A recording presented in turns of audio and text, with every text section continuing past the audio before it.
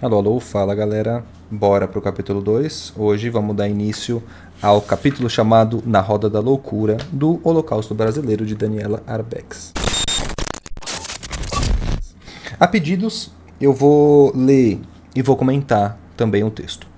A galera que assistiu ao primeiro vídeo e viu apenas eu lendo o capítulo 1, ficou sentindo falta de certos comentários, algumas interjeições, alguns posicionamentos emocionais, morais, políticos, históricos e psicológicos. E hoje eu vou tentar acrescentar isso um pouquinho mais aqui, certo?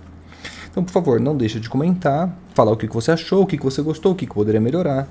Por favor, se você gostar, curte, se inscreve e compartilha. É uma tentativa de, além de poder fazer o canal crescer, poder compartilhar informações que são absolutamente importantes e que fazem parte do retrato da nossa história e das grandes cicatrizes que temos ainda hoje. Ok? Então vamos para Na Roda da Loucura. Fome e sede eram sensações permanentes no local onde o esgoto que cortava os pavilhões era a fonte de água. Nem todos tinham estômago para se alimentarem de bichos, mas os anos no colônia consumiam os últimos vestígios de humanidade. Além da alimentação racionada no intervalo entre o almoço e o jantar, servidos ao meio-dia e às 5 horas da tarde, os pacientes não comiam nada. O dia começava com café, pão e manteiga distribuídos somente para os que estivessem em fila. A alimentação empobrecida não era a única a debilitar o organismo. Apesar do café da manhã ser fornecido às 8 horas, 3 horas antes os pacientes já tinham que estar de pé. Eles seguiam para o pátio de madrugada, inclusive nos dias de chuva. Então vamos lembrar que lá em Barbacena, à noite você tinha frio que chegava a 8 graus. Às vezes, dependendo do momento do dia e do período do ano, chegava a quase zero. Quando você era desprovido de roupas e tinha que estar normalmente pelado. Além disso, é muito interessante como ela coloca aqui, que ela fala que no colônia consumiam os últimos vestígios de humanidade. Como a gente pode pressupor uma busca por saúde mental ou por aquilo que a gente pode chamar de cura, uma cura psíquica, uma cura psicológica, sem que você tenha humanidade? Humanidade, o tratamento humanitário é a base, é o mínimo para a saúde mental. Como é que, a partir de graves crimes contra os direitos humanos mais básicos, espera-se que alguma coisa saísse disso? Então, assim, é muito absurdo só de pensar que isso acontecia. É só de pensar que isso permanecia durante tanto tempo. Geraldo Magela Franco, um dos guardas que cuidavam da disciplina em 1969, ano em que foi contratado, ainda lembra em detalhes a rotina que cumpriu por 3 décadas. Aos 67 anos, o aposentado demonstra estar em dia com a memória. A gente tinha que acordar os pacientes às 5 horas para entregar o pavilhão em ordem ao próximo plantão que começava às 7 horas. Eles eram colocados no pátio houvesse o frio que fosse. Os doentes ficavam lá o dia inteiro e só voltavam aos prédios no início da noite para dormir. O frio cortava a pele exposta, fazia os músculos enrijecerem e a boca ressecar até ganhar feridas. Embora fosse mais fácil culpar os pacientes por exporem o corpo sem pudor, a nudez não era uma opção. Muitas roupas eram peças únicas. Por isso, no dia em que elas eram recolhidas para a lavanderia, o interno não tinha o que vestir. Se não conseguisse recorrer à caridade alheia por meio de doação, era obrigado a entregar-se à exposição indesejada. Então aqui eu vou cobrir o que não pode aparecer no YouTube.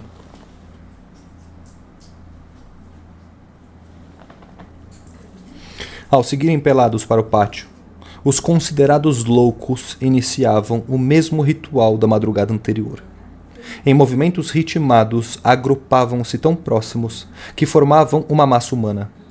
Vagavam juntos, com os braços unidos, para que o movimento e a proximidade ajudassem a aquecer. Os de dentro da roda, mais protegidos do frio, trocavam de lugar com os de fora. Assim, todos conseguiam receber calor, pelo menos por algum tempo. Os que ainda vestiam alguma coisa entregavam os trapos para acender fogueira. Nem sempre havia pano suficiente para alimentar o fogo, mas cada um procurava colaborar com o que dispunha. Difícil imaginar que, em meio ao abandono extremo, ainda restasse forças para ajudar. Então, mesmo desprovidos de humanidade, desprovidos de identidade, desprovidos de história, eles mantinham a própria humanidade. Então, assim, o que é mais louco? O que é louco nesse sentido? O que é um doente mental? Né? É uma sociedade que desenvolve um sistema como esses. Isso é loucura? Não é doença mental? E eles, os doentes, mantendo a humanidade. Então, galera, talvez vocês estejam ouvindo a partir mais ou menos desse vídeo e a partir desse momento uns passinhos por aqui. Por favor, ignorem que são os meus doguinhos. Tá? Sônia Maria da Costa, paciente internada no Colônia por mais de 40 anos. Era temida por muitos, mas também reconhecida como tutora do grupo. Embora tivesse adotado o comportamento agressivo como arma, era ela quem ajudava a curar sem remédio. Terezinha, outra esquecida, conhecia o melhor lado da amiga. Sônia improvisava socorro nas crises de otite de Terezinha, quando não havia sequer analgésico para amenizar a dor. Aquecia remendos de cobertor no pátio, sustentava a cabeça da protegida entre os braços e aproximava o pano do ouvido que latejava sem trégua. Sentada no chão de cimento, ela repetiu o gesto até que a amiga adormecesse em seu colo. Mantinha o cuidado pelos dias seguintes na tentativa de fazer a inflamação ceder. Nunca mais se separaram. Quase 5 décadas depois, permanecem juntas, como se uma tivesse saído de dentro da outra. Órfã de pai e mãe, Sônia adotou a amiga dentro do hospital. Estava ao lado dela durante as crises de epilepsia que faziam a baba escorrer pela boca, atraindo mosquitos. Quando Terezinha caía, sem poder dar conta de si, a paciente mais velha procurava a torneira para molhar um pano e limpar o rosto dela, na tentativa de oferecer-lhe o mínimo de dignidade. Também ensinou a amiga a tomar banho e manter a higiene pessoal. Todo dia eu rezava para ela não ter crise, tadinha. Tinha muita pena dela, porque não era esperta como eu e não tinha ninguém para cuidar dela. Não podia deixar que judiassem dela. Sônia demonstra lucidez ao falar do sofrimento do passado. Somente em 2003, quando deixou o hospital para morar com Terezinha numa residência terapêutica de Barbacena, é que ela, aos 53 anos, soube o significado da palavra respeito. Rejeitada aos 11 anos por fazer molecagem na rua em Belo Horizonte, foi despachada para o hospital pela polícia. Antes, porém, apanhou muito de uma dona aleijada com quem morava, sendo obrigada a cozinhar, mesmo sem altura suficiente para alcançar o fogão. Para conseguir mexer as panelas, precisava subir num banquinho. Embora tenha aprendido a preparar um bom feijão com arroz, pegou birra da cozinha. Também, com essa quantidade de violência associada à cozinha, é muito difícil não pegar birra. É engraçado, né? A galera de Colônia era mandada pra Colônia porque tinha personalidade. Muitas vezes é porque tinha uma identidade e porque não aceitava baixar a cabeça. Simplesmente por não aceitar baixar a cabeça, você pode ser considerado louco. Doente mental. A história de Sônia foi construída dentro do Colônia. Sua verdadeira data de nascimento é desconhecida. Por isso, o dia, mês e ano de seu aniversário são estimados. 28 de julho de 1950. No documento de identidade da antiga paciente, retirado 45 anos depois do seu provável nascimento, Barbacena aparece como local de origem, embora o município não seja sua cidade natal. É como se ela tivesse aparecido no mundo sem que alguém aparisse. Sônia cresceu sozinha no hospital. Foi vítima de todos os tipos de violação. Sofreu agressão física, tomava choques diários, ficou trancada em cela úmida sem um único cobertor para se aquecer e tomou as famosas injeções de entorta, que causavam impregnação no organismo e faziam a boca encher de cuspe. Deixada sem água, muitas vezes, ela bebia a própria urina para matar a sede. Tomava banho de mergulho na banheira com fezes, uma espécie de castigo imposto a pessoas que, como Sônia, não se enquadravam às regras. Por diversas vezes, teve sangue retirado sem o seu consentimento por vampiros humanos, que enchiam recipientes de vidro, a fim de aplicá-lo em organismos mais debilitados que o dela, principalmente nos pacientes que passavam pela lobotomia. A intervenção cirúrgica no cérebro para seccionar as vias que ligavam os lobos frontais ao tálamo era recorrente na colônia. Embora tenha sido considerada uma técnica bárbara da psicocirurgia, a lobotomia ainda é realizada no país. Eu acho que é importante a gente comentar algumas coisas sobre essa parte, né? A questão de retirar o sangue dela sem o consentimento é claramente uma violação e não deveria acontecer nem aqui e nem em nenhum outro lugar, em qualquer momento que seja. A intervenção cirúrgica no cérebro para seccionar as vias que ligam os lobos frontais ao tálamo. Então, o tálamo é uma estrutura que fica no centro, um pouco abaixo do córtex, e isso leva a um movimento de domesticação, por assim dizer. Só que não, de fato, domestica, simplesmente paralisa. E altera a pessoa de um jeito que não tem cura. Não tem como voltar atrás, não existe tratamento para isso. E a lobotomia podia deixar muitos, inclusive deixava muitos pacientes em catatonia. E a catatonia, ela não é cura, ela é uma adaptação. E ela é uma adaptação não da própria pessoa, é uma adaptação do meio a essa pessoa, que muitas vezes não pode ser contida, não pode ser compreendida. Então não existe nada de positivo que advém disso. É simplesmente uma forma de prender a pessoa doente dentro do próprio corpo. A lobotomia ainda existe e muitas vezes ela é utilizada para lidar com, por exemplo, epilepsia. Porque a epilepsia ela funciona como uma sincronização de impulsos elétricos no cérebro, e essa sincronização dos impulsos elétricos levam justamente a uma crise epilética. Muitas vezes a única forma de lidar com as crises epiléticas, quando elas são frequentes e muito intensas, é cindir, seccionar partes do cérebro dessa pessoa, para que você impeça que aquela parte afetada seja transmissora desses sinais sincrônicos que afetam o resto do sistema. Então, assim, a lobotomia, ela, hoje em dia, assim como o choque elétrico, são muito mais humanos, são muito mais condicionais, eles são muito mais pesados e pensados na hora de serem realizados. Pelo menos é assim que tem que ser. Né? As décadas de encarceramento deixaram em Sônia marcas físicas dos maus tratos. Para curar as feridas abertas em seu corpo, ela jogava esmalte por cima da pele, provocando infecções difíceis de curar.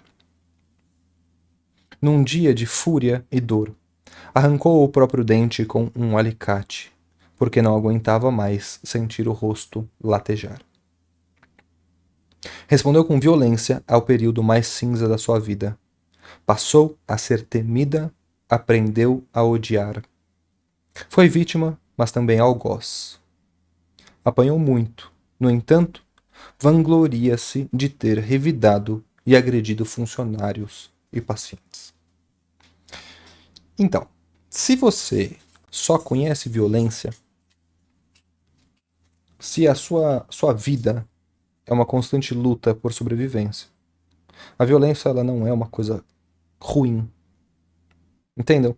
É moralmente complicada, É verdade, a gente não tem como negar o mal que a violência faz, mas a violência é a última forma de autoproteção e a última forma, a mais primitiva forma de imposição de si no meio.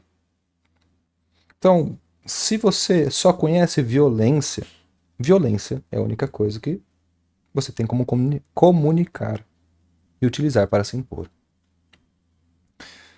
É interessante também a gente perceber que a Sônia, coitada, ela arranca o próprio dente com um alicate, por dor. Ela lida com o mal que ela sente, com a dor que ela sente, pela raiz. Da mesma forma que um lobo preso numa armadilha é capaz de roer o próprio pé para se libertar, ela arranca o próprio dente para parar de sentir dor. Se isso é funcional, será realizado.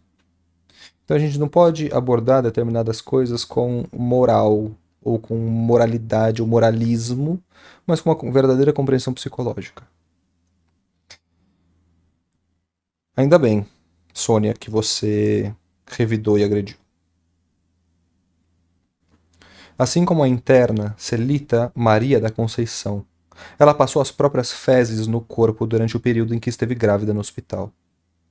Questionada sobre o ato repugnante, Sônia justificou. Foi a única maneira que encontrei de ninguém machucar meu neném. Suja desse jeito, nenhum funcionário vai ter coragem de encostar a mão em mim. Assim, protejo meu filho que está na barriga. O repelente humano foi adotado no Colônia por outras gestantes. Apesar de Sônia ter tido 2 filhos biológicos dentro do hospital, a menina morreu e o menino hoje, com 25 anos, está preso. Seu coração elegeu uma paciente como filha adotiva. Vamos dar uma olhada na foto da Sônia? Olha só. Ela aqui, no hospital. Isso aqui é a época da... isso aqui é a época da publicação. Aqui, a época da publicação. Aqui, só. Sobrevivente do Holocausto, em foto de 1961 e hoje. Em 2003, quando teve a chance de ganhar o endereço, bateu o pé. Só deixaria o Colônia se pudesse levar Terezinha com ela. Saíram juntas do hospital de mãos dadas pelo portão principal do Colônia. Não olharam para trás. Quando se aproximaram da residência terapêutica onde iriam morar com outras 5 ex-internas do hospital, entraram desconfiadas. Os serviços residenciais terapêuticos são locais de moradia destinados a pessoas com longas internações que não têm possibilidade de retornar para as famílias. As duas ainda estavam com as mãos entrelaçadas quando passaram pela varanda. Dentro da casa havia um cheiro bom de comida. Não tiveram que se despir, não foram amarradas nem obrigadas a tomar banhos coletivos. Nada de água gelada. Precisariam se acostumar ao privilégio da individualidade. Ter seu próprio sabonete e toalha era uma grande novidade. Sentiram-se confusas ao descobrirem que havia um guarda-roupa para cada uma. Era a primeira vez que teriam algo seu. É grave isso, né?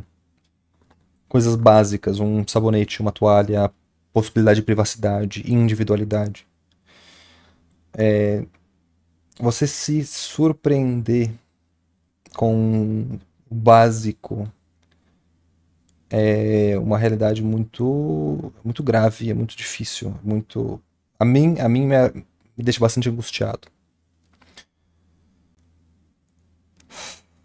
Gente, a gente não pode de jeito nenhum normalizar esse tipo de situação. A gente não pode normalizar esse tipo de violência. E esse é um tipo de violência que existe até hoje. A gente tem comunidades de internação compulsória, por exemplo. A internação compulsória, ela já é em si um problema. Inclusive porque não resolve. Isso não resolve o problema, é mais um tipo de prisão. E existem pessoas que não merecem ser presidiárias.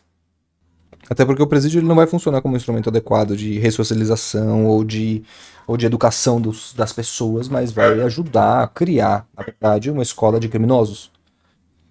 Então, né, é um absurdo o descaso e a falta de respeito para com a humanidade e a individualidade.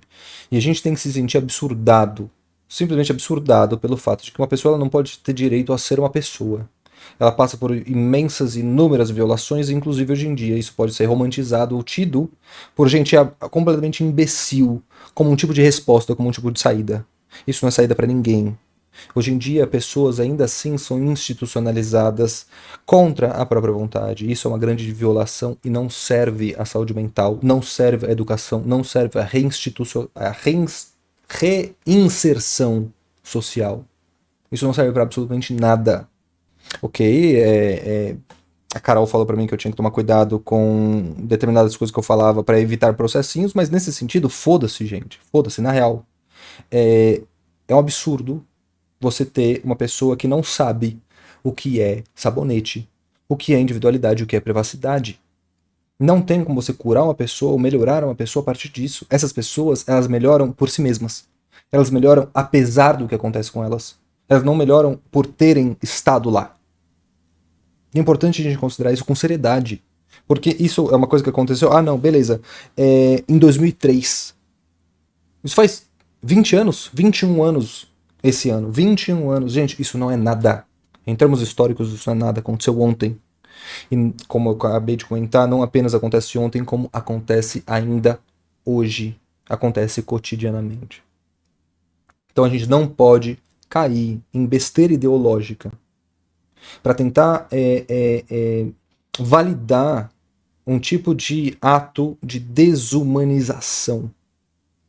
Porque isso não serve a ninguém. Quer dizer, isso serve a grandes poderes, isso serve a grandes forças. Quem que detém aquele espaço?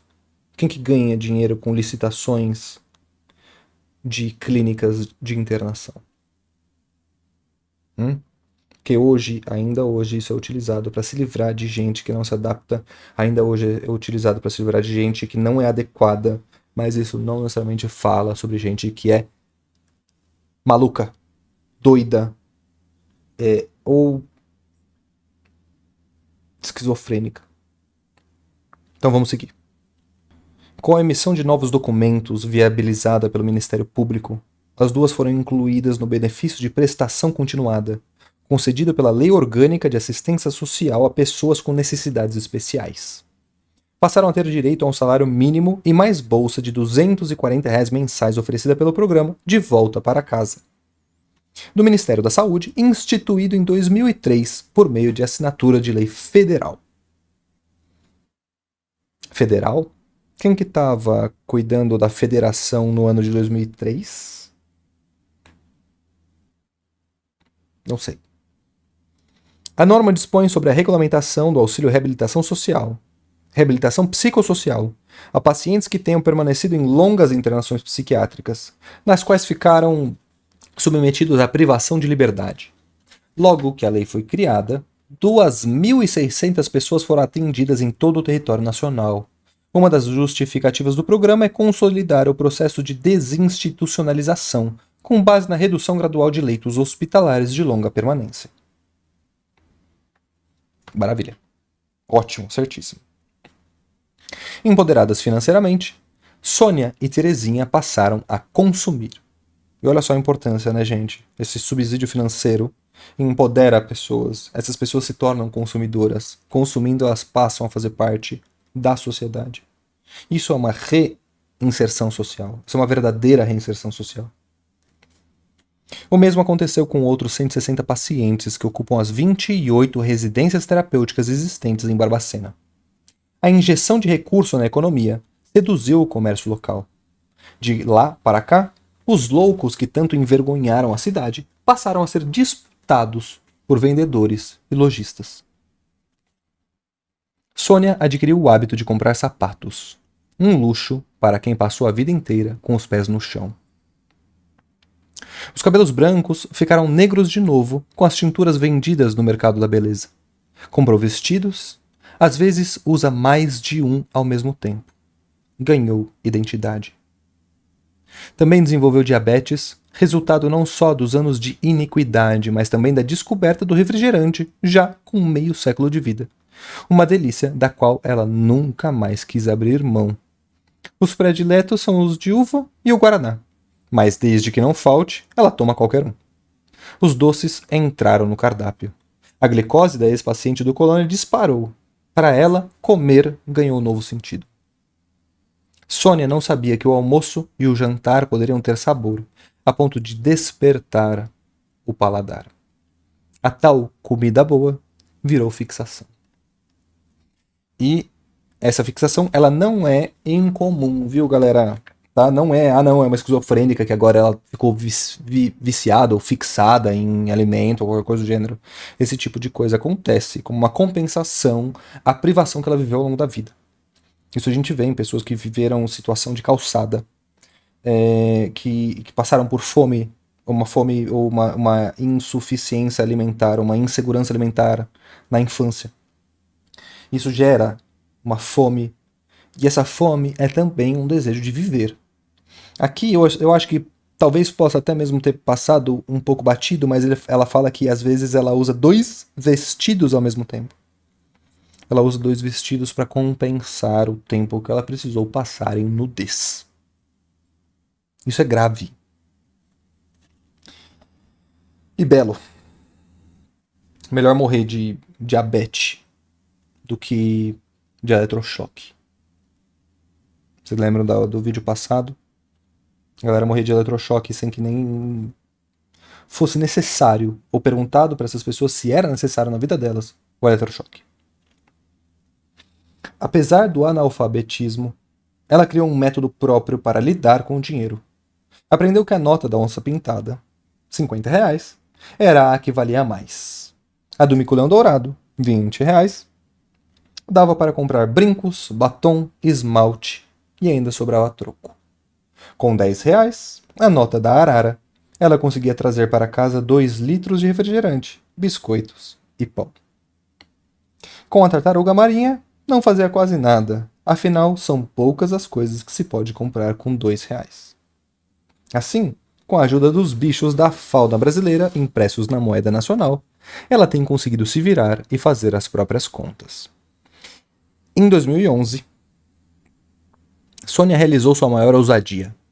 Para quem passou 50 anos presa nos porões da loucura, conhecer Porto Seguro na Bahia foi uma dádiva na vida dessa mulher.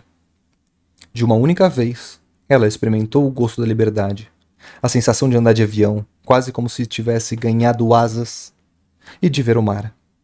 Teve medo ao mirar aquele mundão de água no qual os olhos não alcançam o fim. Conheceu então o prazer das boas descobertas, sentindo-se inteira pela primeira vez em 61 anos de vida. Começava a tomar consciência da sua humanidade. Era quase feliz. Quase feliz. E é bonito isso, né? Como a gente encontra a própria humanidade do lado de fora. Como a gente encontra essas boas descobertas e como a gente descobre a nós mesmos na vida. E é por isso que é importante que essas pessoas estejam livres, porque é na liberdade que você se cura, é na liberdade que você encontra a si mesmo, e você encontra a si mesmo depositado e em contato com o mundo, e não o contrário. Inclusive existem pessoas que vão acreditar que na psicologia analítica o que mais importa... Eu matei o pernilongo aí. Maravilha, cuidado com a dengue, hein? Na psicologia analítica o que mais importa é o lado de dentro. Isso é mentira, tá bom? Isso é mentira. O lado de dentro é metade da realidade. E ninguém se torna a si mesmo através do lado de dentro. Muitas vezes pode até se afastar de si. O lado de fora ele é tão importante, às vezes até mais significativo no desenvolvimento de alguém e no encontro consigo mesmo do que o lado de dentro. A alma está no mundo. Ok? Aqui, uma cena da imagem que revela o encarceramento. Bom, galera, parece que por hoje tá mais do que suficiente. Não quero exagerar.